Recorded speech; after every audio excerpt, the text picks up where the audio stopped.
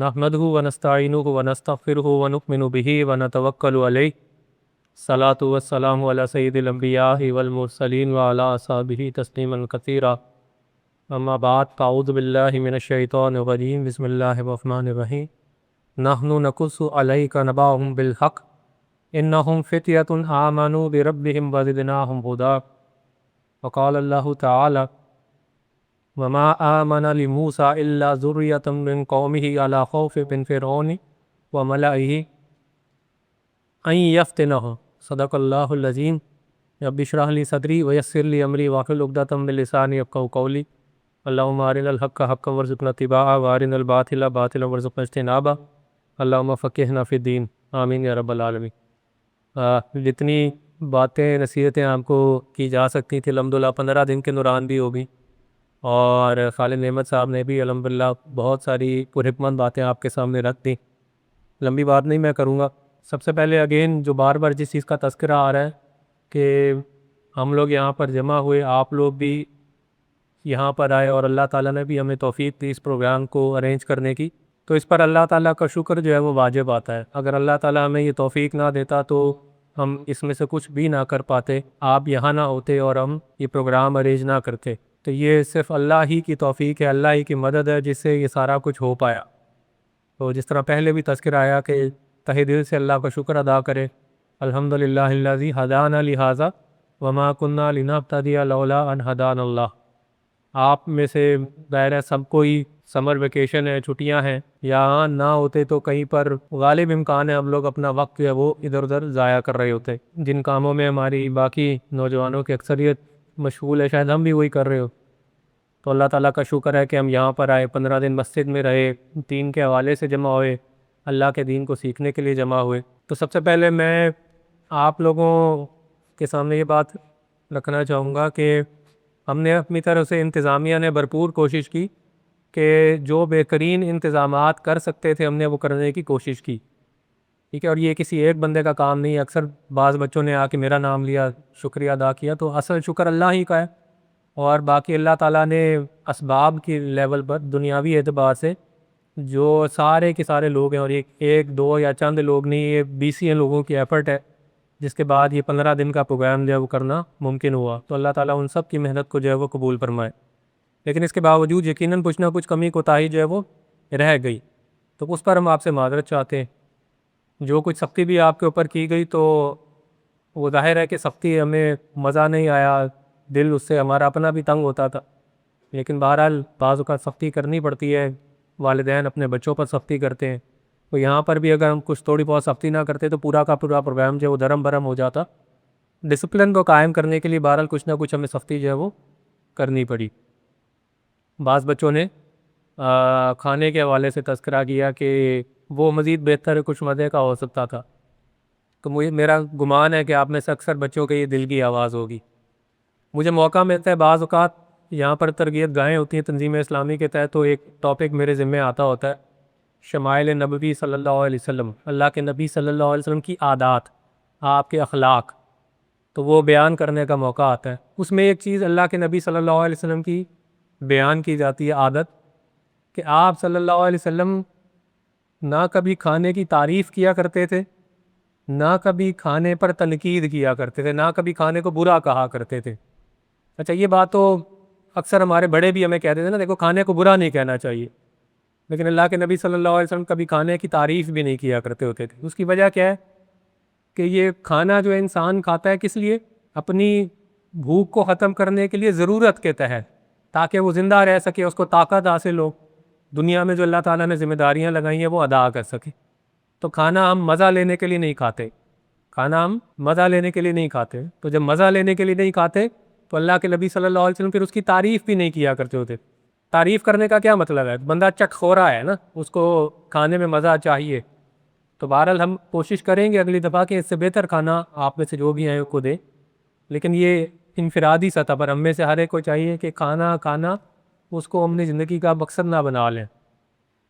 اور دوبارہ یاد دہانی کے لیے آپ کے لیے کہ یہ جو ماشاءاللہ آپ سارے نوجوان ہیں 14 سال سے لے کر 22-23 سال کی عمر تک کے لیے، تو خاص طور پر آپ لوگوں کو کیوں جمع کیا ہم نے یہاں پر کہ آپ وہ لوگ ہیں. بار بار میں نے اس بات کا تذکرہ کیا، امت کی ذمہ داری، امت کا مستقبل جو ہے وہ آپ لوگوں کے ہاتھوں میں ہے. آپ لوگوں کے ہاتھوں میں. اگر آپ لوگوں نے محنت کی، اپنی ذمہ داری کو سمجھ گیا، تو اللہ تعالیٰ اس امت کو آپ کے ذریعے سے عروج دے سکتا ہے. نہیں تو یہ جو زوال تو چل ہی رہا ہے، یہ آگے بھی اسی طرح چلتا رہے گا اگر آپ لوگوں نے اپنی اس ذمہ داری کو نہ سمجھا، آپ لوگوں نے یہ معاملہ اپنے کندھوں پر نہ اٹھایا. قرآن مجید کی 2 آیات میں نے آپ کے سامنے تلاوت کی. ایک سورہ کہف کی ہے، اس میں اصحاب کہف کا تذکرہ آتا ہے. وہ لوگ جو غار میں جا کے چھپ گئے تھے، اپنے دین کو بچانے کے لیے غار میں جا کے چھپ گئے تھے، کیونکہ اس وقت کا بادشاہ جو تھا وہ کافر تھا، ظالم تھا. تو وہ کون تھے؟ قرآن مجید بیان کرتا ہے کہ وہ بھی نوجوان تھے جو ایمان لے آئے تھے، اور اللہ تعالیٰ نے ان کی ہدایت میں اضافہ کر دیا تھا. اسی طرح جو بنی اسرائیل ہے، جن کی طرف حضرت موسیٰ علیہ السلام کو بھیجا گیا، دوسری آیت میں نے پڑھی سورہ یونس کی، اس میں بھی کیا تذکرہ آتا ہے کہ بنی اسرائیل کے چند نوجوان تھے جو موسیٰ علیہ السلام کے ساتھ ہو گئے، ایمان لانے والے بن گئے. کس وجہ سے؟ باقی قوم نہیں مانی بات، حضرت موسیٰ علیہ السلام کا انہوں نے ساتھ نہیں دیا. کیوں؟ کیونکہ ان کو فرعون کا ڈر تھا کہ کہیں وہ ظلم نہ کرے ان کے اوپر. لیکن نوجوانوں نے پرواہ نہیں کی، فرعون سے نہیں ڈرے. تو نوجوانوں کی کیا خاص صلاحیت ہے جس کی وجہ سے یہ تذکرہ قرآن مجید میں آیا کہ جب نوجوان کسی بات کو سمجھ لیتے ہیں کہ یہ صحیح ہے، یہ حق ہے، تو پھر وہ ہر چیز کی پرواہ کیے بغیر اس چیز کے پیچھے لگ جاتے ہیں، اس حق کے اوپر عمل کرتے ہیں.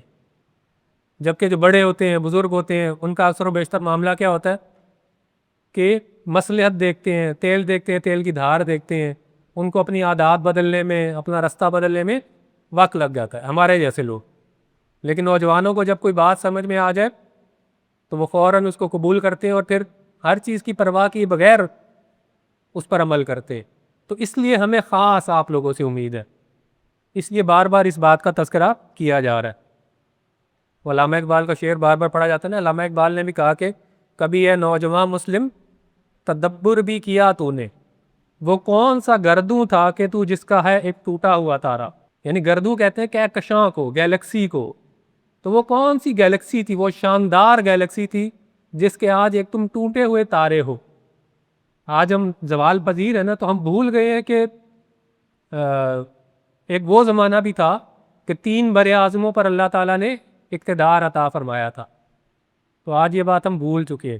وہ جو آپ کو شام کے اوقات میں مسلمانوں کی فتوحات کا ایک حصہ دکھایا گیا شام میں، اس کا بھی مقصد یہی تھا کہ ہمیں پتہ چلے کہ ہمارا جو ماضی ہے وہ کیا تھا، وہ کون لوگ تھے. اللہ تعالیٰ نے ان کو 3 جہانوں کے اوپر، 3 بر اعظموں کے اوپر اقتدار عطا فرمایا تھا. ان کے اندر کیا خوبیاں تھیں. ہم آج کیا کریں کہ اللہ تعالیٰ ہم سے راضی ہو. اصل کامیابی تو آخرت کی کامیابی ہے، لیکن اس دنیا میں بھی اللہ تعالیٰ فتح دیتا ہے، اس دنیا میں بھی اللہ تعالیٰ کامیابی عطا فرماتا ہے.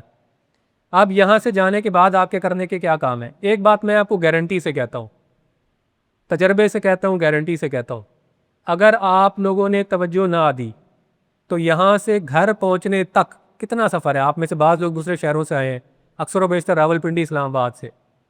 یہاں سے گھر جانے تک یہ 15 روز میں جو کچھ آپ نے سیکھا یہ بھول جائیں گے آپ. اگر آپ نے اپنے آپ کو جوڑے نہ رکھا ان لوگوں کے ساتھ جو آپ کو اللہ کے دین کے ساتھ جوڑے، جو قرآن کے ساتھ جوڑے، جو اللہ کے نبی صلی اللہ علیہ وسلم کی سنت کے ساتھ جوڑے، تو یہاں سے گھر جاتے وقت آپ سب کچھ بھول جائیں گے. 15 دن آپ کے ذہنوں سے نکل جائیں گے. تو آپ نے کرنا کیا ہے؟ سب سے پہلے اپنی اصلاح کی فکر کرنی ہے.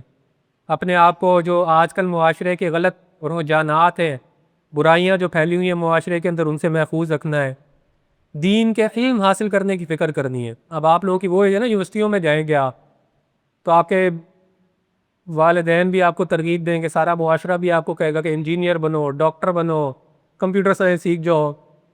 تو یہ سارا کچھ آپ کریں گے، لیکن یہ تو آپ ایک معاشی ضرورت ہے نا، پیٹ بھی بھرنا ہے اس کے لیے کریں گے. لیکن اصل مقصد آپ کا کیا ہونا چاہیے کہ اللہ کے دین کے مجاہد بنے، اس کے لیے اللہ کا دین حاصل کریں، قرآن سیکھیں، قرآن پر عمل کریں. ٹھیک ہے؟ تو اس چیز کی خاص فکر آپ نے کرنی ہے. اسی طرح دوسروں کو اللہ کے دین کی طرف بلانا. اپنے دوستوں کو، اپنے احباب کو، جو یہاں پر سیکھا جا کر ان کو سکھائیں، آپ کے دلوں میں بھی بیٹھ جائے گا۔ اسی طرح وہ جو سب سے بڑا ایک چیلنج ہے، مرحلہ ہے، اللہ کے دین کے غلبے کی جد و جہد، اس کے لیے ابھی سے اپنے آپ کو ذہنی طور پر تیار کریں۔ یہ کوئی چھوٹا کام نہیں ہے۔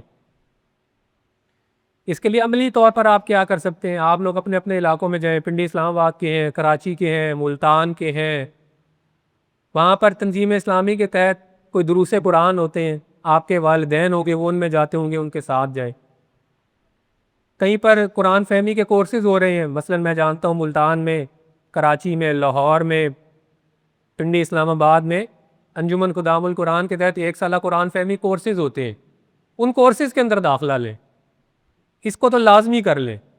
دیکھیں آپ لوگوں میں سے بہت سارے انہوں نے میٹرک کیا ہے، بہت سارے انہوں نے FSC کی ہے، تو آپ لوگ طے کر لیں کہ ابھی ہم نے 10 12 13 سال دنیا کی تعلیم حاصل کرنے میں لگا دیے ہیں، 1 سال کم از کم ابھی ہم زندگی کا نکالیں گے اور اللہ کا دین قرآن سیکھیں گے۔ 1 سال آپ یونیورسٹی نہیں جائیں گے تو کوئی حرج واقع نہیں ہوگا، میں گارنٹی سے کہتا ہوں کوئی فرق واقع نہیں ہوگا۔ 1 سال انتظار کر لیں، اپنے والدین کو بھی بتا دیں کہ جی ہم نے 1 سال قرآن سیکھنا ہے، اللہ کا دین سیکھنا ہے، اور ڈاکٹر اسرار احمد اکیڈمی سے سیکھنا ہے ہم نے۔ تہیا کر لیں ابھی سے، میں آپ کو گارنٹی دیتا ہوں انشاءاللہ اللہ تعالیٰ آپ کی زندگیاں بدل دے گا۔ تو جہاں جہاں پر بھی جائیں اس بات کا تہیا کریں کہ قرآن کی محفلیں جو ہیں ان سے جڑیں گے، قرآن فہمی کورسز جہاں پر ان کا موقع آئے گا وہاں پر ان میں داخلہ لیں گے انشاءاللہ۔ یہ جو جگہ ہے پیہوٹ پہ، ڈاکٹر خالد احمد صاحب نے بھی ذکر کیا کہ یہ آپ نے دیکھا نا کھیت ہے، کہ یہاں پر بھی کھیتی باڑی ہوا کرتی، تو اللہ نے کسی کے دل میں بات ڈالی، انہوں نے زمین ہمیں دی، اللہ تعالیٰ نے پھر بزرگوں کے ہمارے دل میں بات ڈالی، انہوں نے یہاں پر یہ مسجد تعمیر۔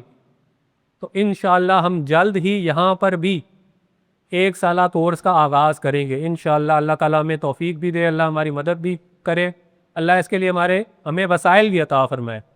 تو کل وقتی رہائشی 1 سالہ قرآن فہمی کورس ہم یہاں پر کروائیں گے، اور یہاں پر ہم صرف وہ جو قرآن فہمی کورس ہے اس کے ساتھ ساتھ اور سکلز بھی یہاں پر آنے والے نوجوانوں کو دیں گے کہ وہ یہاں سے جب نکلیں، جس طرح اللہ کے نبی صلی اللہ علیہ وسلم کے بارے میں آتا ہے نا کہ صحابہ ان کی محفل میں آتے تھے تو جب وہاں سے نکلتے تھے علم سے سیر ہو کر، اپنے آپ کو علم سے بھر کر نکلتے تھے، اور سارے معاشرے کے لیے رہنمائی کا، ہدایت کا باعث بن جاتے۔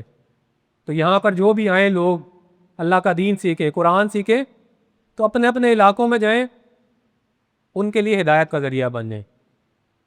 تو یہاں پر ہم انشاءاللہ جلد 1 سالہ قرآن فہمی کورس کا آغاز کریں گے، یہاں پر والدین بھی بیٹھیں۔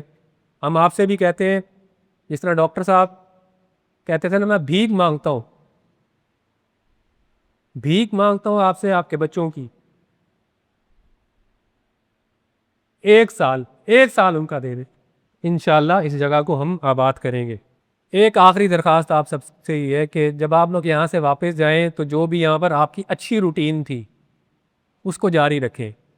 آج کل ہمارے نوجوانوں کا کیا، اب میرے جیسے لوگوں کا بھی مسئلہ ہے، فجر کے ٹائم جاگنا، فجر کی نماز کے لیے باجماعت جاگنا بڑا مسئلہ ہو گیا ہے ہمارا۔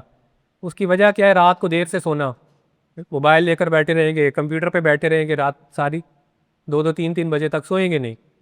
تو رات کو جلدی سونے کی روٹین اپنائیں۔ اللہ تعالیٰ نے رات کے اوقات سونے کے لیے، آرام کے لیے بنائے۔ قرآن مجید میں کئی مقام پر اس بات کا تذکرہ ہوا، وَجَعَلْنَا اللَّيْلَ لِبَاسًا، ہم نے رات کو ڈھانپنے والا بنایا، لوگ اس میں آرام کریں۔ اور اللہ تعالیٰ نے دن کے، صبح کے اوقات کام کے لیے بنائے۔ اللہ کے نبی صلی اللہ علیہ وسلم نے فرمایا کہ اللہ تعالیٰ نے فجر کے بعد کے اوقات میں، دن کے اوقات میں برکت رکھ دی، اور ہم ان برکت کے اوقات میں سوئے رہتے، تو ہم کیا کریں گے؟ ہمارے اسلاف، ہمارے صحابہ، ان کے بعد آنے والی نسلیں جو اتنے بڑے بڑے کام کر گئے، وہ کیوں کر گئے؟ کیونکہ وہ اپنے دن کے اوقات کو استعمال کرتے تھے مفید کاموں کے لیے، سونے کے لیے نہیں۔ تو اپنی اس روٹین کو جاری رکھنے کی کوشش کریں۔ آپ لوگوں کو بھی بڑی کوفت ہوتی تھی ہم جب فجر کی نماز کے ٹائم آپ کو جگاتے تھے، سب بچوں نے ذکر کیا کہ ڈسپلن تھا، فجر کے ٹائم جگایا جاتا، تو آپ لوگوں کو خود بھی معلوم ہے کہ فجر کے ٹائم آپ کو کس طرح سے جگایا جاتا۔ تو گھروں میں جائیں تو خود سے جاگنے کی روٹین بنائیں، خود سے جاگنے کی روٹین بنائیں، اپنے چھوٹے بہن بھائیوں کو بھی جگائیں، ٹھیک ہے، اگر والدین کو عادت نہیں ہے ان کو بھی جگائیں، پھر صبح بھی جلدی جاگے اور مفید کام کریں۔ بس آخر میں دو باتیں کیا کہ موبائل فون کا استعمال احتیاط کے ساتھ کریں، آج کل کی ایک ضرورت بن گیا ہے، لیکن بس اس کو ضرورت کے تحت ہی استعمال کریں۔